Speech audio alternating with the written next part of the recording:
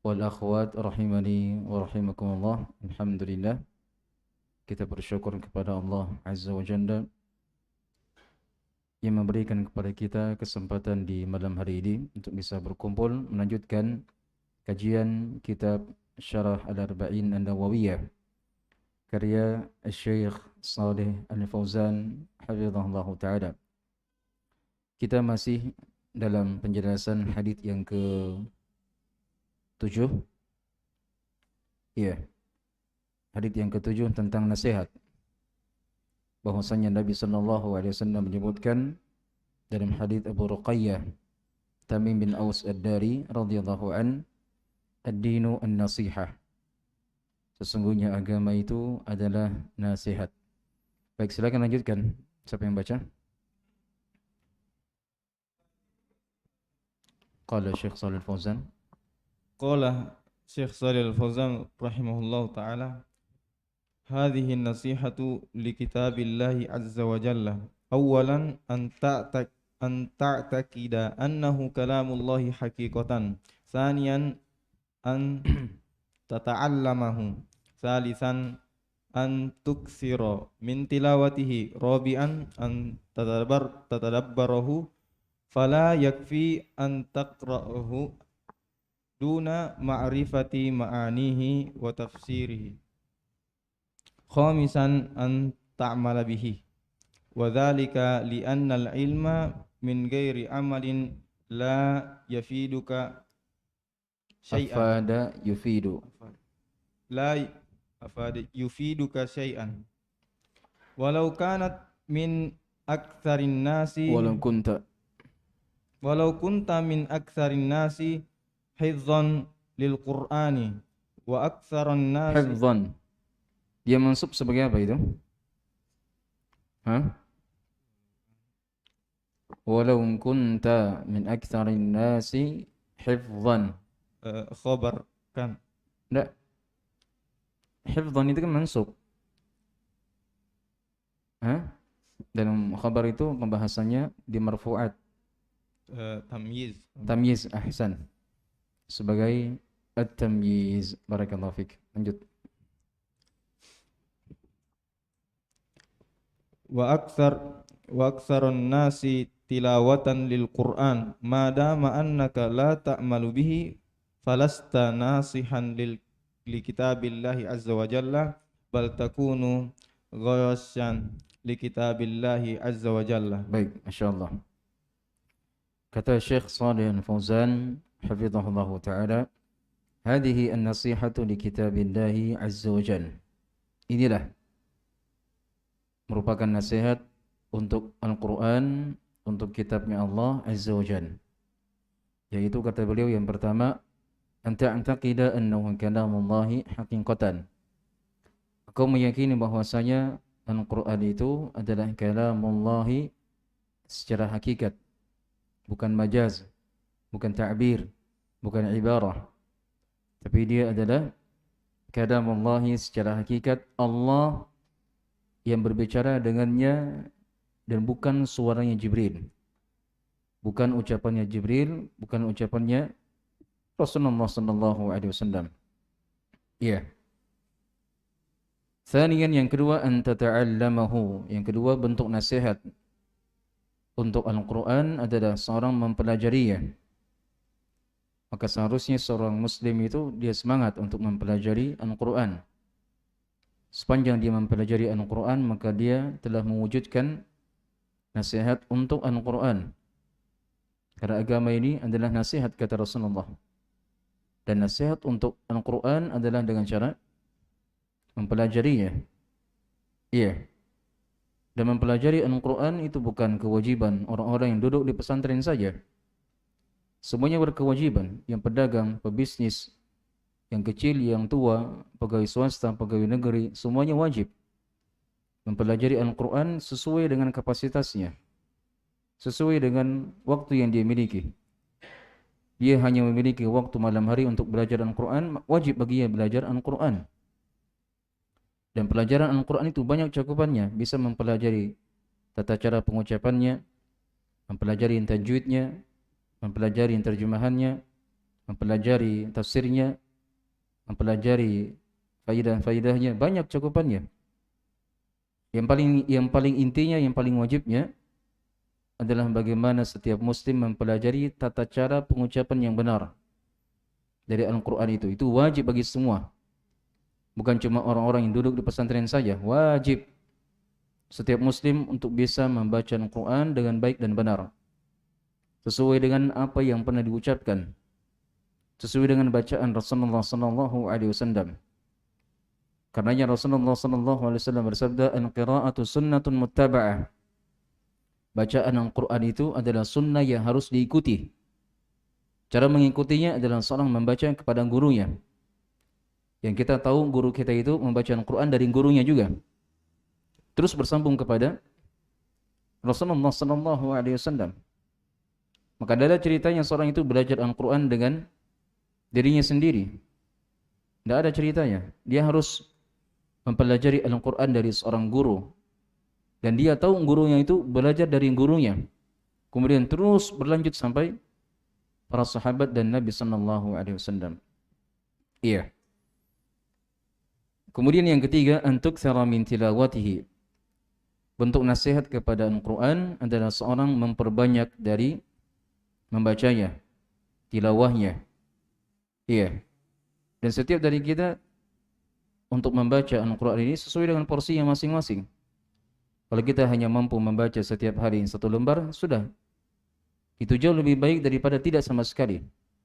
Rutinkan.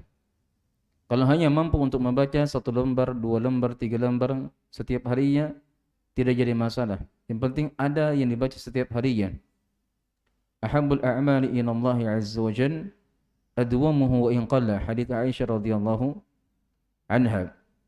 Kata Rasulullah sallallahu alaihi wasallam, sesungguhnya amalan yang paling dicintai oleh Allah adalah amalan yang dirutinkan oleh hamba itu dan dikerjakan secara terus-menerus. Iya. Lebih baik dia kerjakan sedikit kemudian continue daripada dia memperbanyak amalan kemudian terputus dan dia tidak komitmen. Sudah, kalau bisa 1 jam 1 hari dia baca Quran, itu saja dirutinkan. Dia hanya mampu membaca Al-Quran setengah jam setiap harinya, itu saja dirutinkan. Daripada tidak sama sekali, itu jauh lebih buruk. Iya. Dan memang tidak ada paksaan. Tidak ada paksaan seorang itu harus membaca Al-Quran setiap harinya 1 juz, 2 juz, tidak ada. Semuanya sesuai dengan porsinya masing-masing. Iya. Tapi intinya disebutkan oleh penulis, seorang itu dianjurkan memperbanyak. Iya, dia memperbanyak bacaan Al-Quran itu kalau dia mampu. Kalau dia mampu, maka sebaiknya dia memperbanyak bacaan Al-Quran. Yang keempat, anta tadabbarahu fala yakfi an taqra'ahu duna ma'rifati ma'anihi wa tafsirihi. Adalah seorang mentadabburinya. Ini yang paling penting. Di antara fungsi Al-Quran diturunkan yang paling besarnya, fungsi terbesar diturunkannya Al-Quran adalah seorang mentadabburinya. Iya. Dan seorang tidak akan bisa mentadabburi Al-Quran tanpa membaca tafsirnya, bukan terjemahan, tapi dia baca tafsirnya. Karenanya kita semangat kalau ada kajian-kajian tafsir, iya, disampaikan oleh guru-guru kita, kita hadiri. Sebab melalui kajian tafsir seorang akan bisa mentadabburi Al-Quran. Yang kata Ibnu Qayyim rahimahullah ta'ala, faqira'atu, iya, falqira'atu falkhatmatu bighairi tadabburin, iya, atau kata beliau rahimahullah ta'ala, faqira'atu ayatin ma'a tadabburin khairun minan qira'ati ma'al khatmi biduni tadabburin. Atau kama qala rahimahullah ta'ala, kata beliau, seorang membaca satu ayat ini, satu ayat yang dibaca disertai dengan tadabbur jauh lebih baik daripada seorang membaca Al-Quran kemudian dia khatamkan tanpa mentadabburinya. Artinya kalau kita melihat dari sisi mana yang lebih baik, mana yang lebih besar pahalanya, tentunya orang yang pertama tadi, yang dia membaca Al-Quran walaupun satu ayat tapi dia tadabburi, dia cermati betul-betul itu ayat, dia resapi, dia hayati, dia ambil pelajaran darinya, disebutkan beberapa faidah-faidahnya. Contoh sederhana ketika Allah Subhanahu wa taala berfirman, apa namanya? Innal ladzina kafaru sawfa nuslihim naran kullama nadijat juluduhum baddalnahum juludan ghairaha liyadhuqul adzab. Sesungguhnya orang-orang kafir, kata Allah, akan dimasukkan ke dalam neraka. Setiap kali kulit mereka terbakar akan diganti dengan kulit yang baru. Ini satu contoh, dia tadabburi ayat itu. Bagaimana kerasnya siksaan Allah berikan kepada orang kafir. Dia cari lagi faedah, ya apa faedah dari ayat itu? Iya, menunjukkan bagaimana Allah Subhanahu wa taala ketika mengadab manusia di hari kiamat akan diadab dengan sekeras-kerasnya. Itu diantara contoh. Dia renungi, dia resapi itu ayat. Dan yang paling bagusnya dia jadikan sebagai renungan dalam kehidupannya. Jadi seorang membaca satu ayat disertai dengan tadabbur, kata Ibnu Qayyim, jauh lebih baik daripada seorang mengkhatamnya daripada tidak mentadabburinya. Iya. Kemudian yang keempat, kata yang kelima, an ta'mala bih, adalah seorang mengamalkan daripada Al-Qur'an. Bukankah maksud daripada Al-Qur'an diturunkan adalah untuk diamalkan? Sebab Al-Qur'an itu Allah turunkan kepada kita sebagai petunjuk. Petunjuk yang bisa mengarahkan kita ke surga.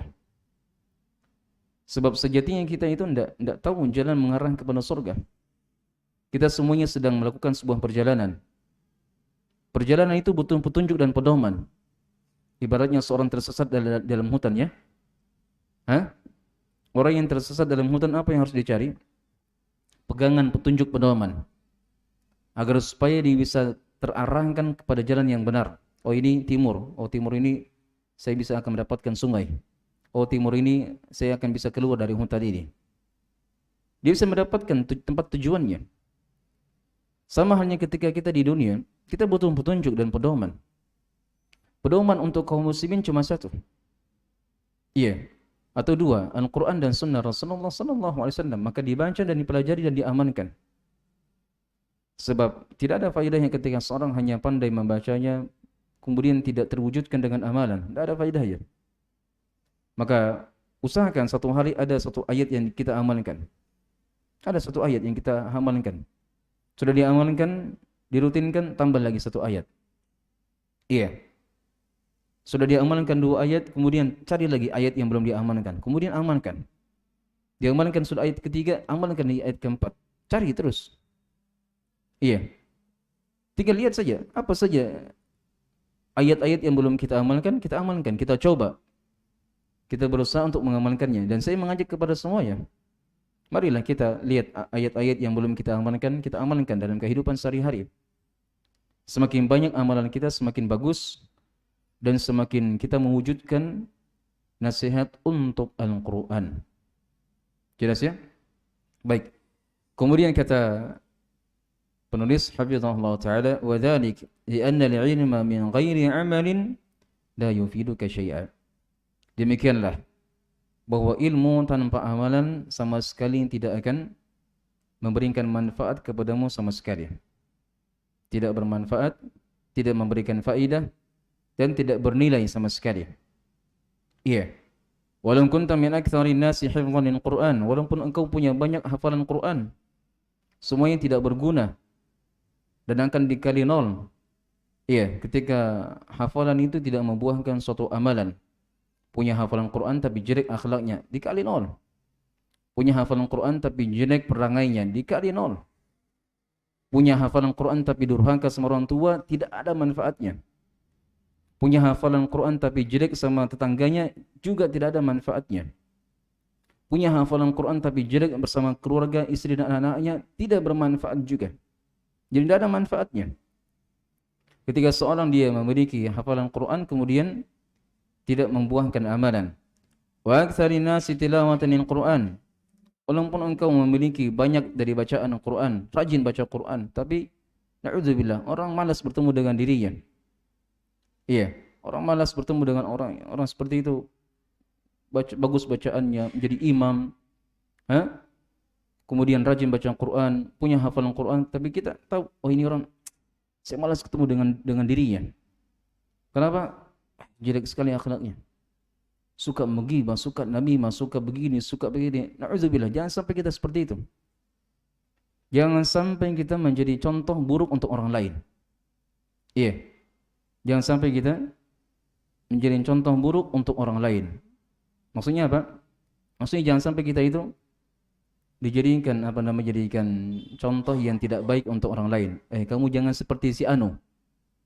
Padahal si Anu itu kita. Jangan kamu seperti si Fulan. Si Fulan itu kita padahal. Jadi kan bahaya. Padahal kita sendiri sudah banyak hafalan Qur'annya, sudah sering baca Qur'an, tapi kita menjadi contoh buruk untuk orang lain. Jangan sampai. Iya.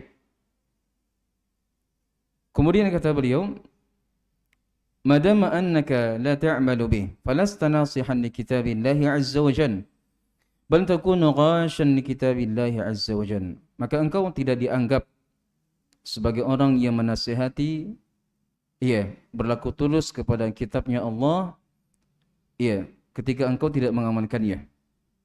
Bal takunu ghashan, bahkan engkau teranggap sebagai orang yang khianat, khianat terhadap Al-Quran Al-Karim. Baik, lanjut. ثم قال حفظه الله تعالى ولرسوله كذلك تنصح للرسول الله صلى الله عليه وسلم بأن تشهد أنه رسول الله شهادة الحق واليقين ظاهرا وباطنا ثم تطيعه وتعمل بما جاء به وتحبه أكثر مما تحب نفسك وولدك ووالديك والناس أجمعين فلا تقدم على محبة الله ورسوله أحدا من الخلق أول شيء محبة الله جل وعلا ثم محبة الرسول الله صلى الله عليه وسلم مع اتباعه وطاعته والعمل بسنة ظاهرا وباطنا واجتناب الكذب عليه صلى الله عليه وسلم فلا تنسب إليه شيئا Fala tansibu nasaba yansibu. فلا تنسب إليه شيئا لم Afwan يرد ya, fala tansib itu larangan. Maka dia menjazmkan fi'il mudhari. Fala tansib. فلا تنسب إليه شيئا لم يرد عنه لقوله صلى الله عليه وسلم إن كذبا علي ليس ككذب على غيري من كذب علي متعمدا فليتبوأ مقعده من النار. Baik. Kata Syekh Shalih Fauzan melanjutkan pembahasan nasihat untuk Rasulullah sallallahu alaihi wasallam. Kata beliau, Rasulullah sallallahu alaihi wasallam mengatakan nasihat untuk rasulnya adalah kadzalika tansahu lirrasul sallallahu alaihi wasallam bi an tashhada annahu rasulullah syahadatan haqqi wal yaqin. Demikian pula seorang itu wajib untuk mewujudkan nasihat kepada rasulnya. Bagaimana caranya? Yaitu dengan cara engkau mempersaksikan bahwasanya beliau adalah rasulnya Allah dengan persaksian yang benar dan penuh dengan keyakinan. Perhatikan di situ saya terjemahkan, engkau mempersaksikan bahwasanya beliau adalah utusannya Allah dengan persaksian yang benar dan penuh dengan keyakinan. Demikian cara menerjemahkan. Jangan terpatok pada kalimat-kalimat yang disebutkan oleh penulis. Kita sebutkan, kita tambahkan kalimat-kalimat agar supaya terjemahannya lebih sempurna, mudah dipahami oleh orang lain. Karena itu intinya. Intinya kita menerjemahkan itu, kita gunakan kalimat yang bisa dipahami. Dan jangan terpatok dengan apa yang disebutkan dalam kitab. Kemudian zahiran wa batina, engkau juga mempersaksikan hal tersebut secara zahir dan secara batin, secara lahir dan batin. Summa tuti'ahu. Dia mansub ya. Mansub kenapa? Ma'tuf kepada tashhad.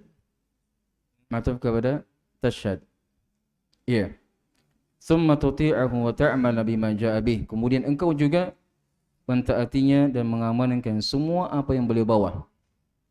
Engkau mentaatinya dan juga engkau mengamalkan semua apa yang dibawa. Sekarang pertanyaannya, apa yang dibawa oleh Nabi sallallahu alaihi wasallam? Itu dua, perintah dan larangan. Maka beliau membawakan dua perkara ini yang wajib kita amankan. Perintah untuk dikerjakan, larangan untuk ditinggalkan. Sudah, selesai. Iya. Perintah kita kerjakan sesuai dengan kemampuan, dan larangan kita tinggalkan seluruhnya. Itulah yang dibawa oleh Nabi sallallahu alaihi wasallam. Dan ingat, apa yang beliau ajarkan, apa yang beliau bawa, itu semuanya penting.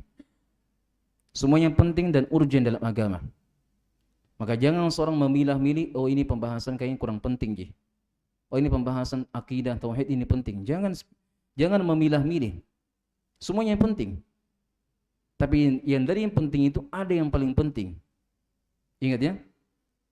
Itulah pembahasan tauhid, akidah yang lainnya. Tapi bukan artinya tidak penting. Sebab banyak di antara kaum muslimin yang mereka menganggap pembahasan fikih, pembahasan adab, pembahasan akhlak, pembahasan yang tidak penting. Lihat kajian pembahasan adab seputar makan. Kurang seru. Iya, adab seputar adab kepada tetangga. Kurang mantap. Iya, adab kepada istri, kepada anak, kurang viral. Saya mau cari pembahasan yang viral-viral sedikit. Ini bukan muslim yang benar ceritanya. Muslim yang benar, seorang penuntut ilmu itu dia mempelajari semua bagian dari agamanya. Semua dia pelajari. Sebab dia yakin bahwa apa yang diajarkan oleh Nabi itu penting.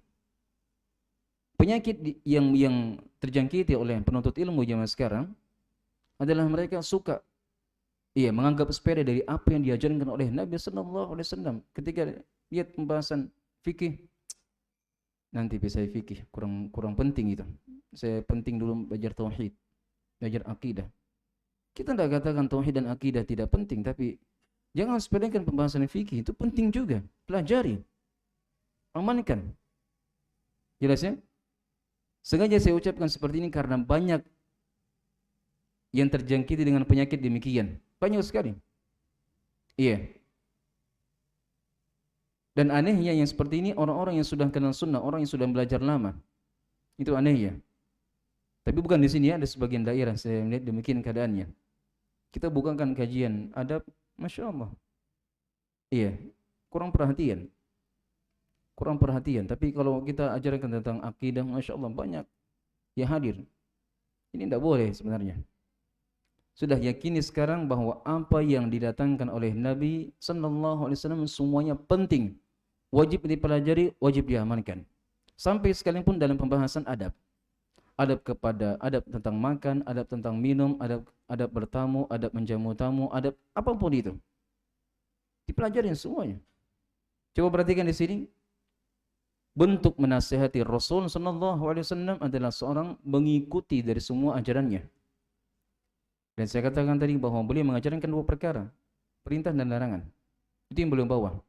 Sudah kerjakan dari apa yang beliau perintahkan, tinggalkan dari apa yang beliau larang. Wa tuhibbuhu aktsara mimma tuhibbu nafsaka wa waladaka wa walidayka wan nas ajma'in. Kemudian engkau juga mencintainya. Mencintai beliau melebihi daripada kecintaanmu kepada dirimu sendiri. Bahkan melebihi daripada kecintaanmu kepada anak, melebihi daripada kecintaanmu kepada kedua orang tuamu dan semua manusia. Sekarang tinggal kita timbang diri kita. Sebenarnya kita itu lebih cinta kepada Rasul ataukah keluarga-keluarga kita? Lihat sejauh mana pengorbanan kita. Lihat sejauh mana pengorbanan kita.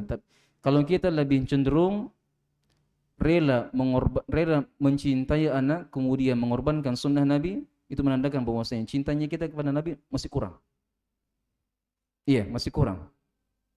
Kita karena sayangnya kepada anak, sayangnya kepada istri, seringkali kita menelantarkan mengorbankan sunnah Nabi, mengorbankan perintah beliau. Bagaimana caranya? Pergi ke mall, jalan-jalan bersama anak sehingga melupakan salat berjamaah. Ini fenomena terjadi. Iya, pergi ke pantai, pergi healing bersama keluarga, bersama anak, kemudian menelantarkan berbagi kewajiban. Tidak boleh. Dahulukan kecintaan kepada Nabi sallallahu alaihi wasallam, dahulukan perintahnya beliau daripada kecintaan kepada yang lainnya. Ini tentunya sering terjadi di tengah orang-orang awam ya. Sering terjadi.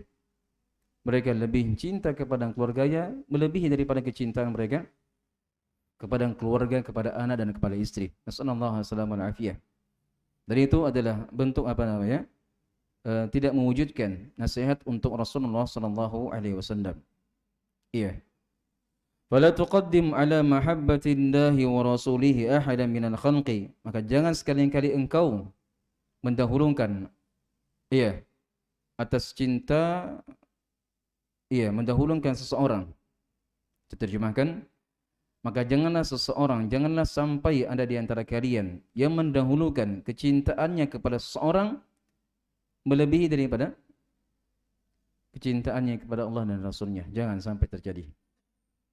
Harusnya kita lebih cinta kepada Allah dan Rasulnya daripada kecintaan kita kepada yang lainnya. Ustaz, bagaimana caranya kita melihat kita ini sudah cinta kepada Allah dan Rasulnya? Tinggal lihat, apa yang kita korbankan? Kita korbankan akhirat ataukah kita korbankan dunia? Kalau kita korbankan dunia untuk mendapatkan akhirat, itu tanda bahwasanya kita cinta kepada Allah dan Rasulnya. Kita korbankan dunia, so kita korbankan semuanya. Waktu, tenaga, pikiran, harta, istri, anak kita korbankan untuk mendapatkan akhirat. Itulah kecintaan kepada Allah dan Rasulnya. Kita pergi belajar, menuntut ilmu, keyaman, kita tinggalkan anak istri, kita korbankan mereka. Itu tanda bahwasanya kita mencintai Allah dan Rasulnya, karena kita kedepankan perintah Allah dan Rasulnya. Iya. Atau sebaliknya, kita mengorbankan akhirat untuk perkara dunia. Kita korbankan salat berjamaah, kita korbankan kewajiban, kita korbankan perkara-perkara akhirat hanya sekedar untuk perkara dunia. Maka pastikan Anda belum cinta kepada Allah dan Rasulnya dengan sebenar-benarnya cinta. Iya. Kemudian wa awwalu syai'in mahabbatullahi azza wa jalla. Maka pertama kali yang harus diperhatikan adalah kecintaan kepada Allah azza wa jalla. Itu yang pertama kali harus kita tandamkan. Lantas bagaimana caranya seorang bisa cinta kepada Allah? Tak kenal maka tak sayang, tak kenal maka tak cinta. Untuk cinta kepada Allah butuh mengenalinya, butuh kita kenali sifat-sifatnya, nama-namanya, keagungannya, kemuliaannya, kebaikannya, rahmatnya, kasih sayangnya, kemurahannya, penyayangnya. Harus kita pelajari itu. Mempelajari fikih Asmaul Husna, itu cara terbaik untuk bisa menanamkan kecintaan dalam hati kepada Allah Subhanahu wa taala. Pelajari itu, fikih Asmaul Husna. Iya. Kemudian berikutnya adalah mencintai Rasul sallallahu alaihi wasallam, itu berikutnya. Iya. Kemudian berikutnya kata beliau wa ma ittiba'ihi wa ta'atihi wal 'amal bi sunnatihi zahiran wa batila. Samping itu juga engkau mentaatinya, engkau mengikutinya, engkau mengamalkan sunnahnya secara zahir dan secara batin. Jadi di antara tanda tanda seorang cinta kepada Rasul sallallahu alaihi wasallam adalah dia mengikutinya, dia mengamalkan sunnahnya, dia membela sunnah Rasulullah secara lahir, secara batin, dia tolong, dia bela, dia amalkan, dia pelajari, dia ajarkan. Itu bukti kecintaan kepada Rasulullah sallallahu alaihi wasallam. Wajtinabil kadzib alaihi sallallahu alaihi wasallam, juga seorang meninggalkan berdusta atas nama beliau sallallahu alaihi wasallam. Maka berhati-hati dari sekarang. Berhati-hati dari sekarang untuk menyebarkan sebuah hadis yang kita tidak tahu sumbernya. Coba lihat para ulama itu ya. Saking khawatirnya mereka menisbatkan sebuah hadis yang mereka tidak tahu apakah hadis itu dari Nabi ataukah tidak. Bagaimana caranya? Mereka kalau melihat sebuah hadis yang mereka sendiri tidak tahu apakah ini hadis benar ataukah tidak, biasanya mereka mengubah istilah, diriwayatkan dari Nabi. Diriwayatkan dari Nabi demikian. Itu lebih aman daripada Anda mengatakan Nabi SAW bersabda demikian, itu salah, itu keliru. Sebab ketika Anda mengucapkan Nabi SAW bersabda demikian-demikian, itu artinya Anda menisbatkan hadis itu kepada Nabi SAW, sementara Anda tidak tahu itu hadis atau bukan. Itu disebutkan oleh para ulama ya dalam kitab-kitab hadis. Iya. Para ulama ketika mereka meriwayatkan hadis dan mereka tidak tahu tentang hukumnya, apakah hadis itu dhaif ataukah sahih, biasanya mereka mengubah istilah, mengubah bahasa. Bagaimana caranya? Diriwayatkan dari Nabi sallallahu alaihi wasallam bahwasanya beliau bersabda demikian-demikian. Diriwayatkan. Artinya kita sendiri tidak memastikan bahwa itu hadis Nabi SAW, tapi diriwayatkan demikian. Jelas ya? Itu bentuk kehati-hatian. Iya. Bentuk kehati-hatian dalam menyampaikan hadis Nabi SAW, sebab berat dosanya, besar. Disebutkan dalam hadis yang disebutkan oleh penulis, kata beliau, "Inna kadhiban alayya laysa ka kadhibin ala ghairi. Man kadzaba alayya muta'ammidan falyatabawwa maq'adahu minan nar." Kata Rasulullah, sesungguhnya dusta atas namaku itu tidak sama hukumnya, tidak sama dosanya dengan dusta selain daripada atas namaku, kata beliau. Berdusta atas namaku itu dosanya jauh lebih besar daripada seorang berdusta atas nama orang lain, kata Rasulullah. Kemudian kata beliau, "Wa man kadzaba alayya."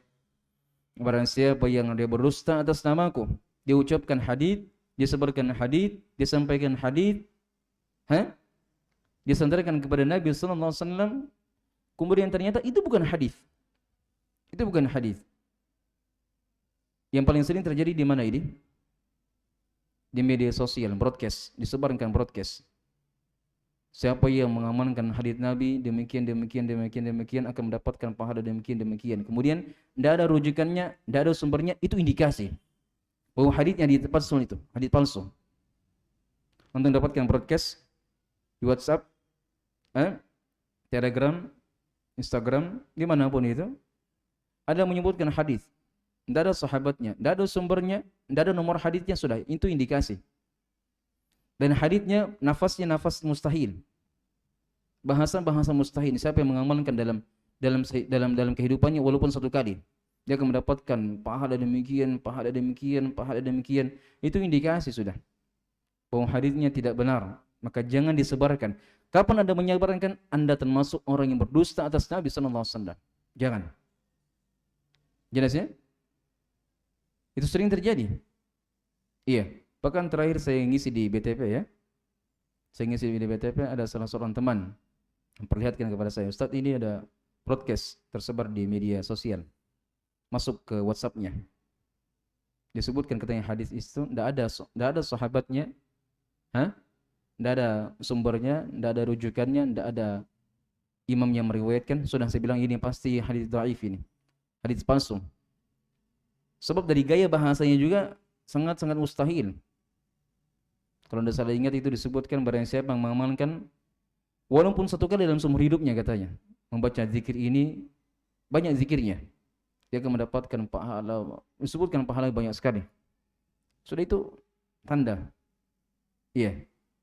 bahwa hadisnya adalah hadis yang tidak bisa dipertanggungjawabkan, hadis yang tidak benar. Bagian terakhir kata Summa qala rahimahullah, fala tansib ila Rasulillahi sallallahu alaihi wasallam illa ma sabata bi riwayati thiqati, fa idza kunta ta'rifu as-sanada wa ta'rifu ar-rijala fala tasnad ila Rasulillahi fala tusnid ila Rasulillahi sallallahu alaihi wasallam illa ma tahaqqaqta min sihhatihi, fa idza kunta la ta'rifu hadha fa innaka tarji'u ila ummahatis sunnati wal kitabi wal kutubi sihahi allati i'tana ahluha bisidqir riwayati wa thubutiha anir Rasulillah sallallahu alaihi wasallam. Baik, kata beliau, fala tansib ila Rasul, Maka jangan sekali-kali engkau menyandarkan kepada Nabi sallallahu alaihi wasallam dengan sebuah hadis. Jangan. Kita dengarkan hadis, kita tidak tahu hadisnya ini lemah, sahih, sudah jangan terburu-buru. Tanya dulu kepada ahlinya. Ustaz, ini apakah hadis ataukah tidak? Kalau hadis sahih baru disebarkan, baru disampaikan. Illa ma thabata bi riwayati thiqat. Jangan engkau sampaikan sebuah hadis kecuali apa yang telah sah. Iya. Hadis tersebut diriwayatkan dari orang-orang yang terpercaya. Diriwayatkan dari orang-orang yang thiqah, orang-orang yang terpercaya. Fa idza kunta ta'rifu sanad, jikalau engkau mengetahui bagaimana sanad itu, wa ta'rifur rijal, engkau juga mengetahui kondisi periwayat yang meriwayatkan hadis, fala tusnid ila rasul, maka jangan sekali-kali engkau menyandarkan kepada Nabi sallallahu alaihi wasallam, illa kecuali jika engkau memastikan akan keabsahannya. Jika engkau memastikan akan keabsahannya, sudah. Kalau antum melihat ada hadis diriwayatkan Bukhari Muslim, sudah aman antum. Aman. Jangan lagi dipertanyakan tentang sahih atau dhaif, jangan. Pasti sahih, pasti benar, pasti sabda Nabi sallallahu alaihi wasallam. Itu kalau ada sumbernya. Ada yang meriwayatkannya, tapi tidak ada yang meriwayatkan. Siapa yang meriwayatkan? Tidak tahu. Abu Dawud kah? Tirmidzi kah? Sudah. Lebih amannya tinggalkan, jangan disebarkan.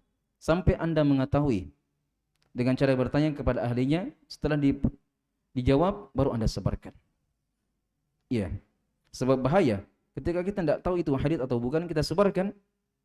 Ternyata bukan hadis, kita akan mendapatkan hukuman, ancaman dari apa yang disebutkan oleh Nabi. Man kadzaba alayya muta'ammidan falyatabawwa maq'adahu minan nar. Barang siapa yang berdusta atas namaku dengan sengaja, maka hendaknya mempersiapkan tempat duduknya di neraka. Berarti dosanya sangat besar. Baik, insyaallah taala kita akan lanjutkan pada sesi yang kedua setelah salat Isya. Sampai di sini dulu. Subhanallahi bihamdik, asyhadu an la ilaha illa anta, astaghfiruka wa atubu ilaik. Walhamdulillahirabbil alamin. Kama yuhibbu rabbuna wa yardah. Asyhadu an la ilaha illallah wahdahu la syarika lah. Wa asyhadu anna Muhammadan abduhu wa rasuluh. Sallallahu alaihi wa ala alihi wa sahbihi wa sallam tasliman katsira, amma ba'd. Baik, kita lanjutkan pada sesi yang kedua dalam mengkaji kitab Syarah Al-Arba'in An-Nawawiyah karya Syekh Shalih Al-Fauzan hafizahullah taala. Kita telah sebutkan tadi bahwa Rasulullah sallallahu alaihi wasallam menyebutkan sebuah ancaman bagi mereka yang menyebarkan hadis yang tidak berdasar, atau hadis palsu, mengatasnamakan Nabi sallallahu alaihi wasallam. Dalam sabdanya beliau mengatakan, man kadzaba alayya muta'ammidan falyatabawwa maq'adahu minan nar. Barang siapa yang dusta atas namaku, kata beliau, maka hendaknya dia mempersiapkan tempat duduknya di neraka. Ini bahasa-bahasa disebutkan oleh para ulama adalah sebuah indikasi menunjukkan bahwa perbuatan itu adalah dosa dari dosa besar. Ketika Nabi SAW menyebutkan ancaman dari sebuah perbuatan, maka menunjukkan bahwa perbuatan itu adalah dosa besar. Iya. Silakan lanjut.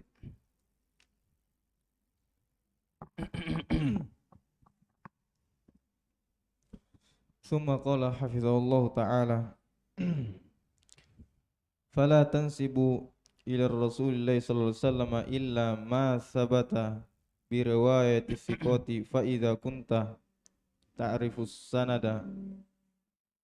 Sudah itu. Sudah tadi ya? Iya, sudah.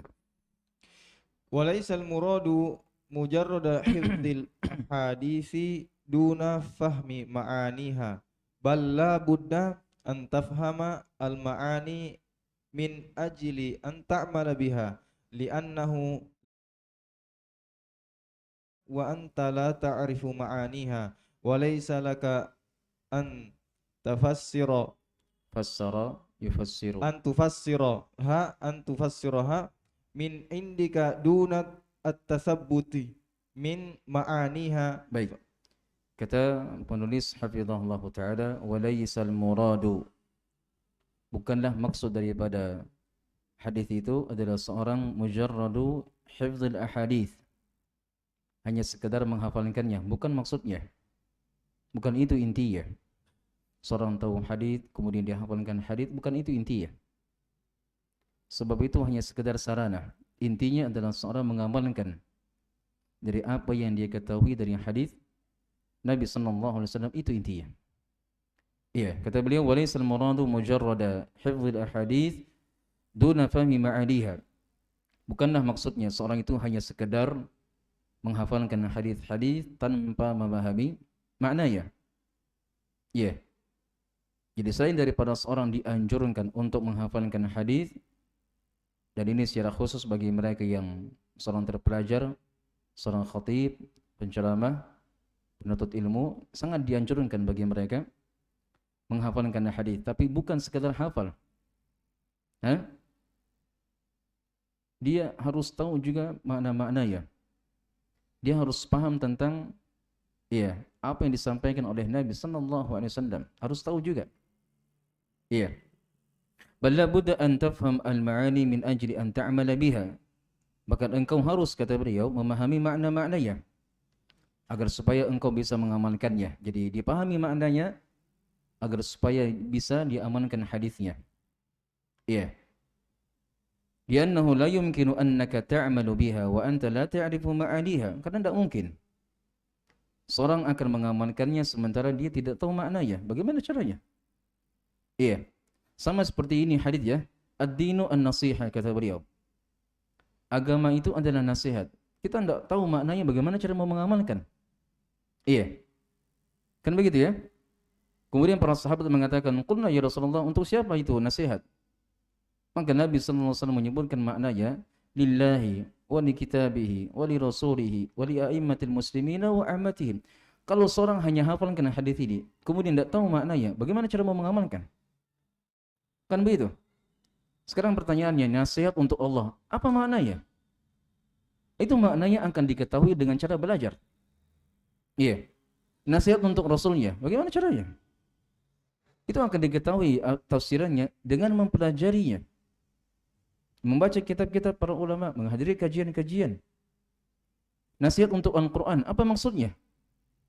Kalau hanya sekadar membacanya, kemudian tidak paham maknanya, tidak akan bisa diamalkan. Tidak akan bisa. Nanti akan kita ketahui, kita akan bisa amalkan setelah kita pelajari maknanya. Oh, ternyata di antara bentuk menasihati untuk Rasul, bukan artinya Rasul butuh nasihat, tidak, tapi menasihati untuk Rasul artinya kita mentaati beliau, mengamalkan segala petunjuknya, menyaksikan, mempersaksikan bahwasanya beliau adalah Rasul sallallahu alaihi wasallam dengan persaksian yang benar. Itu maksud daripada persaksian atau nasihat untuk Rasulullah sallallahu alaihi wasallam. Kemudian, walaysa laka an tufassiraha min indika duna tathabbut min ma'aliha. Kemudian juga tidak pantas bagimu untuk menafsirkan hadis tersebut dari kantong pribadi. Tidak boleh. Baca hadis harus tahu maknanya dari siapa? Dari seorang guru yang terpercaya. Jangan baca kemudian kita tafsirkan sendiri. Oh, tidak boleh. Harus baca penafsiran. Apakah dari seorang guru ataukah setelah kita mempelajari dari kita para ulama. Setelah kita baca, oh ternyata tafsirnya demikian. Jangan ditafsirkan secara pribadi. Tidak boleh. Walaupun Anda tahu bahasa Arab, walaupun Anda paham bahasa Arab, untuk hadis atau ayat jangan tafsirkan dari pendapat pribadi. Tapi harus diketahui tafsirnya dengan membaca kitab-kitab para ulama. Tidak bisa baca kitab para ulama, pelajari dari para guru, pelajari dari para ustaz. Sebab tidak boleh seorang dia mentafsirkan hadis atau mentafsirkan ayat berdasarkan pemahamannya sendiri. Fala taqul, lanjut. Fala taqul qala Rasulullah sallallahu alaihi wasallam kadza wa ma'nahu kadza hatta turaji al-ma'ani as-sahihah mimma sabata inda ahli ilmi as-siqati fa anta la tansib ila rasuli illa lafzul hadis ولا تنسب إليه المعاني إلا ما وقفت على صحته إما بنفسك إذا كنت أهلا لذلك أو تسأل أهل العلم أو تراجع تراجع كتب الصحاح المدونة التي تلقتها الأمة بالقبول كصحيح البخاري وصحيح مسلم وصحيح ابن حبان وابن خزيمة وكذلك ما صح من السنن الأربع والمسانيد. Baik, kita akan jelaskan ya bahwa apa yang disebutkan oleh penulis dari kitab selain daripada Sahih Bukhari dan Sahih Muslim itu hadis-hadisnya harus di cross check terlebih dahulu. Selain daripada dua hadis ini atau dua kitab ini, kitab Bukhari dan kitab Muslim, kita mendengarkan hadis tersebut, maka kita harus cross check terlebih dahulu. Kenapa demikian? Karena memang pengarang kitab itu mereka tidak berkomitmen, bahwa apa yang mereka sebutkan itu sahih dari Nabi sallallahu alaihi wasallam, kecuali Imam Al-Bukhari, Imam Muslim. Mereka sudah komitmen dan continue, dan mereka sebutkan hal tersebut dalam pendahuluan kitab-kitab mereka, bahwa mereka pastikan apa yang beliau tuliskan dalam kitab-kitab mereka, baik Bukhari atau Muslim, kecuali apa yang sahih menurut beliau. Apa yang sahih menurut beliau, hadis yang sahih, terpercaya, yang meriwayatkannya adalah orang yang terpercaya, yang meriwayatkannya adalah orang yang thiqat. Karenanya seperti disebutkan oleh Al-Hafidz Ibnu Hajar rahimahullahu taala dalam kitab beliau Nuzhatun Nazar, bahwa sepakat kaum muslimin seluruhnya untuk menerima dua kitab yang sahih, yaitu kitab Sahih Bukhari dan Sahih Muslim. Selain daripada itu, ketika kita dengarkan hadisnya, jangan terburu-buru untuk mengatakan hadis tersebut hadis yang sahih, tapi di cross check terdahulu, lihat siapa yang meriwayatkannya, bagaimana kondisi dari perawinya. Setelah diketahui keabsahannya, baru disahihkan. Paham di sini? Baik, kita terjemahkan terlebih dahulu. Kata penulis hafizahullah taala, wala tansib ilaihi al-ma'ani fa anta la tansibu ila ar-rasul. Fala taqul. Afwan. Fala taqul qala Allah, fala taqul qala Rasulullah sallallahu alaihi wasallam. Maka jangan sekali-kali engkau mengatakan ini adalah sabdanya Rasul, ini haditsnya Rasulullah sallallahu alaihi wasallam, dan maknanya demikian. Tidak boleh. Boleh Anda katakan demikian kalau Anda sudah pastikan bahwa itu hadits Nabi dan maknanya demikian. Hatta turaji'al ma'ani as-sahihah, sampai engkau mengetahui dari makna yang benar dari hadis tersebut. Setelah antum sudah pelajari maknanya, antum sudah pastikan itu makna yang benar dari hadis itu, silakan sampaikan. Silakan sampaikan. Kalau tidak, jangan terburu-buru untuk menyampaikan. Jangan terburu-buru untuk menyampaikan. Sudah yang kita sampaikan tadi, bagaimana para ulama itu sangat-sangat berhati-hati untuk menisbatkan hadis kepada Nabi sallallahu alaihi wasallam yang mereka tidak tahu asal usulnya. Biasanya apa yang mereka lakukan? Mereka mengubah istilah. Mereka dapatkan hadis tersebut mereka tidak bisa dipastikan apakah hadis sahih atau dhaif. Biasanya mereka mengubah istilah dengan ucapan diriwayatkan dari Nabi sallallahu alaihi wasallam. Oh, ini hadis diriwayatkan dari Nabi. Jangan dikatakan oh ini hadis Nabi mengatakan demikian. Jangan. Sebab kita tidak bisa memastikan. Kalau Anda sebagai orang yang pakar, orang yang bidangnya, silakan Anda berbicara.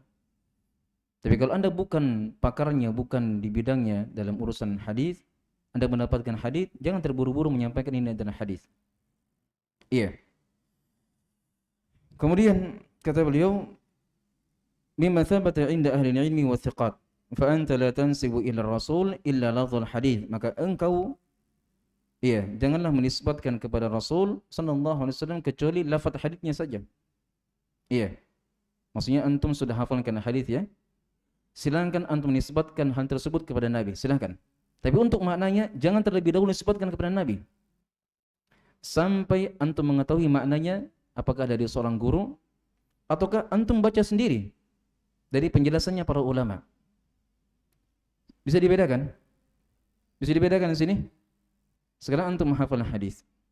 Antum pernah dengarkan hadis, antum sudah hafalkan, antum sudah dengarkan, silahkan antum nisbatkan hadisnya kepada Nabi sallallahu alaihi wasallam bahwa beliau berkata demikian. Silahkan. Tapi untuk maknanya jangan terburu-buru untuk menisbatkan kepada Nabi sallallahu alaihi wasallam kecuali apabila antum sudah tahu terjemahannya, tahu artinya dengan mempelajari dari seorang guru ataukah mempelajari dengan sendiri. Membaca kitab-kitab para ulama yang menjelaskan hadis-hadis Nabi sallallahu alaihi wasallam, silahkan. Sebab beda lafaz hadis, beda makna hadis. Itu suatu yang berbeda. Lafaz hadis silahkan nisbatkan jikalau itu hadis yang sahih. Tapi tidak sahih jangan nisbatkan. Kemudian maknanya juga jangan terburu-buru. Lihat terjemahannya dulu. Lihat maknanya apa. Paham ya? Baik. Kemudian kata beliau, wala tansib ilaihi al-ma'ani illa ma waqafta ala sihhatihi imma bi nafsika idza kunta ahlan lidzalik aw tas'al ahlan ilmi aw turaji'a kutub as-sihahi. Kata beliau, jangan engkau menisbatkan maknanya kepada Rasulullah sallallahu alaihi wasallam kecuali apa yang engkau pastikan akan keabsahannya dari dirimu sendiri jikalau engkau memang ahlinya. Maksudnya kita memang ahlinya, memang kita bidangnya kita dalam ilmu hadis. Iya. Aw tas'al ahlan ilmi, atau engkau mempelajarinya dari seorang guru. Iya. Aw turaji'a kutub as-sihahi al-mudawwana, atau engkau melihat kembali pada kitab-kitab yang sahih yang tertuliskan, yang dicetak. Allati talaqqatha al-ummah bil qabul, yang mana kitab-kitab itu yang diterima oleh kaum muslimin dengan penerimaan. Iya. Jadi ucapan beliau allati talaqqatha al-ummah bil qabul hanya khusus kitab Bukhari dan Muslim. Selain daripada itu tidak. Iya.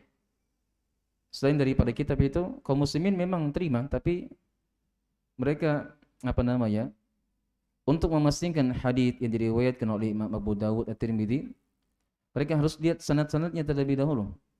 Sanadnya benar, rawinya thiqah, baru mereka hukumi bahwa ini hadis Nabi SAW. Paham ya? Untuk mendengarkan hadis riwayat Abu Dawud, jangan langsung dikatakan ini hadis sahih, jangan. Sebab tidak semua hadis yang diriwayatkan Abu Dawud hadis yang sahih. Terkadang ada hadis yang dhaif, ada hadis yang lemah, ada hadis munkar, terus lainnya. Demikian pula hadis riwayat Tirmidzi, sama. Sebab mereka pada dasarnya tidak pernah berkomitmen di awal kitab sampai akhir kitab. Mereka tidak pernah komitmen bahwa mereka akan menyebutkan hadis yang sahih saja, tidak. Iya. Tapi mereka hanya menyebutkan hadis sesuai dari apa yang mereka riwayatkan. Mungkin ada yang bertanya, Ustaz, berarti mereka menipu. Kalau mereka sudah tahu ini hadis dhaif, kenapa mereka cantumkan? Kan begitu ya? Ini menjadi tanda tanya. Sama dengan kitab Musnad Imam Ahmad rahimahullah ta'ala. Dalam kitab Musnad Imam Ahmad itu ada sebagian hadis-hadis dhaif atau bahkan banyak. Iya. Lalu kenapa Imam Ahmad rahimahullah ta'ala dengan sengaja menyebutkan hadis yang lemah dalam kitabnya? Atau misalnya Bulughul Maram. Bulughul Maram itu ada juga hadis-hadis dhaif. Dan memang Ibnu Hajar memastikan hadis yang dhaif. Hadal hadits dhaif, kata beliau. Ini hadis yang dhaif, tapi kenapa beliau cantumkan? Kenapa demikian? Jawabannya adalah kata para ulama, "Oman ahala faqad asnada, oman asnada faqad ahala." Barang siapa yang telah menyebutkan sanadnya, itu artinya dia telah mempersilahkan orang lain. Maksudnya apa? Begini. Para ulama yang meriwayatkan hadis, itu semua hadis yang mereka riwayatkan pasti mereka akan cantumkan dalam kitab-kitab mereka. Sebagai bentuk amanah ilmiah, agar supaya pada hari kiamat mereka tidak dituntut oleh Allah. Wahai fulan, engkau mendapatkan hadis, kenapa engkau tidak sampaikan? Jadi mereka semua sampaikan hadis-hadis yang mereka, mau hadis yang dhaif, hadis yang lemah, hadis yang sahih, mereka sampaikan semuanya sebagai bentuk amanah ilmiah. Tinggal orang setelahnya mereka melihat itu hadis dhaif, silahkan dhaifkan, itu hadis lemah, silahkan sahihkan. Itu maksudnya. Paham sini ya? Jadi para ulama itu sengaja mereka menyebutkan hadis dhaif dalam kitab-kitab mereka untuk mempersilahkan ulama-ulama yang lain silahkan di cross check. Silahkan di cross check ini hadis. Saya sudah sebutkan hadis saya, silahkan di cross check. Itu maksudnya. Bukan maksudnya menipu para umat, tidak. Tapi maksudnya mereka telah mempersilahkan ulama-ulama setelahnya untuk memeriksa hadisnya. Iya. Baik. Kata penulis hafizahullah taala, ke sahih Bukhari wa sahih Muslim. Seperti sahih Bukhari dan sahih Muslim ini seperti yang saya katakan tadi adalah dua kitab yang disepakati oleh kaum muslimin. Iya.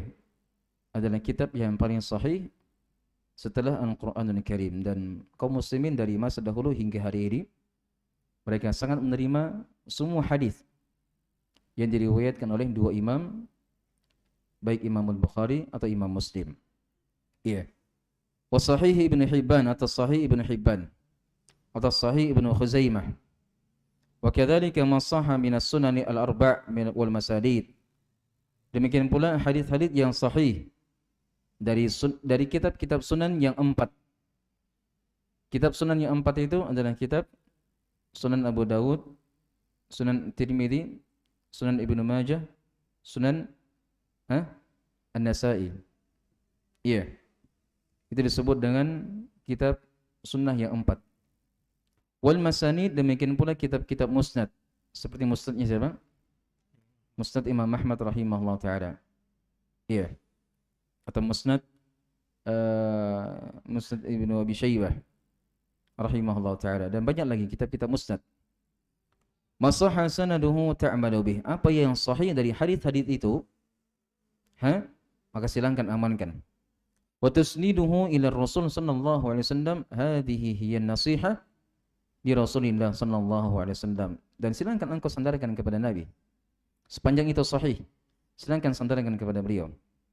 Maka inilah, kata beliau, adalah bentuk menasihati Rasulullah sallallahu alaihi wasallam. Sekarang sudah paham ya? Apa makna menasihati untuk Allah, nasihat untuk kitabnya, nasihat untuk Rasulnya sallallahu alaihi wasallam, sudah kita pahami seluruhnya. Sekarang kita akan masuk pembahasan berikutnya. Lanjut. Kadzalika yajibu 'alaika an tatajannabal Baik, bid'ah. kadzalika yajibu. Ini kan fi'il lazim ya. Wajaba yajibu itu fi'il lazim. Pasti setelahnya butuh fa'il. Fa'ilnya mana? An tatajannab. Ahsan. Apa ta'wilnya? Iya, masdar. Baik. Silakan ta'wil. Apa ta'wilnya? Tajannubuka. Ahsan. Wa kadzalika yajibu 'alaika tajannubuka al-bid'ah. Al-bid'ah sebagai maf'ulun bihi. Baik, lanjut. Qala sallallahu alaihi wasallam, man amila amalan laisa alaihi amruna fahuwa raddun. Fa innahu man ya'ish minkum fasayara ikhtilafan katsira fa alaikum bi sunnati wa sunnatil khulafa'ir rasyidin al mahdiyyin tamassaku biha wa 'addu 'alaiha bin nawajiz wa iyyakum muhdatsatil umur fa inna kulla muhdatsatin bid'ah wa kulla bid'atin dhalalah. Baik, kalimat wa kullu bid'atin dhalalah itu terjadi sedang pendapat dengan ulama ahli hadis. Ada yang mensahihkan, ada yang mendhaifkan. Dan sebagian ulama yang lain menganggap bahwa kalimat wa kullu bid'atin wa kullu dhalalatin finnar. Wa kullu dhalalatin finnar itu lafaz yang dipersisihkan oleh para ulama. Makanya kalau antum lihat ceramahnya Ustaz Abdul Qadir itu, beliau tidak pernah menyebutkan itu lafaz. Beliau biasanya hanya membawakan sampai di situ. Wa kullu bid'atin dhalalah, sampai di situ. Itu orang yang peka harus paham dia. Kenapa beliau hanya menyebutkan sampai di situ? Karena memang kalimat setelahnya wa kullu dhalalatin finnar ini terjadi sedang pendapat. Apakah dia mudrajah, ucapan dari sebagian sahabat, ataukah hadits Nabi sallallahu alaihi wasallam? Iya, ataukah mereka bersidang pendapat apakah dia hadits yang sahih ataukah hadits yang dhaif? Jadi ternyata hadits itu terkadang sebahagiannya sahih, sebagiannya tidak. Itu terkadang. Paham ya? Awalnya sahih, akhirnya tidak sahih. Itu terkadang. Terkadang juga dari awal sampai akhir semuanya dhaif. Semuanya lemah. Dan terkadang juga ini yang paling sering, hadis itu dari awalnya sahih sampai akhirnya. Ini hadis tentang khutbatul hajah. Iya. Di mana beliau mengatakan fa'alaikum tamassaku biha wa'addu 'alaiha bin nawajid wa iyyakum wa muhdatsatil umur. Itu hadis dari awal sampai disebutkan oleh penulis semuanya sahih. Adapun lafaz setelahnya wa kullu dhalalatin finnar, itulah terjadi perselisihan di kalangan ulama ahli hadis. Ada yang melemahkan, ada yang mensahihkan. Ada yang mengatakan dia mudrajah. Mudrajah itu adalah dia ucapan sahabat dimasukkan ke dalam hadis, itu namanya mudrajah. Jadi seakan-akan dia hadis padahal bukan hadis. Dia ibarat sebuah ucapan para sahabat dimasukkan dalam hadis. Iya. Baik. Kata beliau hafizahullah taala, demikian pula wajib bagi dirimu untuk meninggalkan dari semua perkara-perkara bid'ah. Apakah bid'ah qauliyah, bid'ah ucapan, bid'ah perbuatan, bid'ah keyakinan? Iya. Bid'ah dengan segala bentuk dan macam rupanya. Wajib bagi kita semuanya untuk meninggalkannya. Perhatikan di sini. Seorang tidak akan bisa meninggalkan perkara bid'ah sampai dia mempelajari apa sebenarnya macam-macam daripada bid'ah itu. Kan kita dilarang untuk mengerjakan perkara bid'ah. Nah, sekarang kita tidak akan bisa meninggalkan perkara bid'ah itu sampai kita mengetahuinya, apa bentuk-bentuknya, apa jenis-jenisnya, apa pembagiannya. Setelah diketahui semuanya, baru kita akan bisa meninggalkan perkara bid'ah. Nah, kenapa disebutkan perkara bid'ah di sini? Sebab di antara bentuk menasihati Rasul sallallahu alaihi wasallam adalah meninggalkan perkara bid'ah. Dan siapa yang meninggalkan perkara bid'ah, maka dia telah mewujudkan nasihat untuk Rasulullah sallallahu alaihi wasallam. Tinggalkan bid'ah itu. Jangan pernah toleransi. Bid'ah yang kecil atau yang besar. Iya. Dan sudah kita singgung juga di awal pembahasan. Iya. Bagaimana bahayanya daripada perkara bid'ah itu, yang kecil atau yang besar. Dan tidaklah terjadi bid'ah yang besar kecuali seorang menganggap remeh dari bid'ah kecil. Itu biasanya. Oh, ini kan maulid dan ji. Oh, ini kan cuma takziah ji. Oh, ini kan cuma Isra Mi'raj ji. Tidak apa-apa lah saya kerjakan 1 kali 2 kali. Jangan anggap sepele. Iya. Sebab kata Imam Al-Barbahari rahimahullah ta'ala dalam kitab beliau Syarh Sunnah, iyyaka was-sighar al-bid'ah fa innaha satakunu kibara. Hati-hati kata beliau dari bid'ah kecil. Sebab bid'ah kecil itu akan semakin besar jikalau dikerjakan secara terus-menerus. Iya. Dia akan menjadi besar jikalau dikerjakan secara terus-menerus. Sama halnya dengan perkara dosa. Tidak ada ceritanya perkara, tidak ada dosa besar itu atau dosa kecil itu akan menjadi besar jikalau dikerjakan secara terus-menerus. Iya.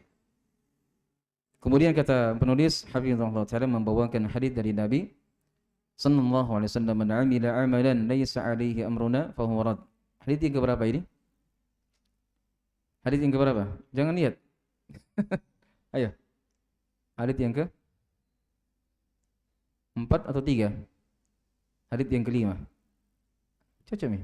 Hadis yang kelima. Hadis yang kelima, hadisnya Aisyah, "Man 'amila 'amalan laisa 'alaihi amruna fa huwa rad." Kata beliau sallallahu alaihi wasallam, barang siapa yang melakukan suatu amalan yang amalan tersebut tidak ada petunjuknya dari kami, maka dia tertolak. Iya. Kemudian juga Nabi sallallahu alaihi wasallam mengatakan, "Fa innahu man ya'ish minkum fasayara ikhtilafan katsira."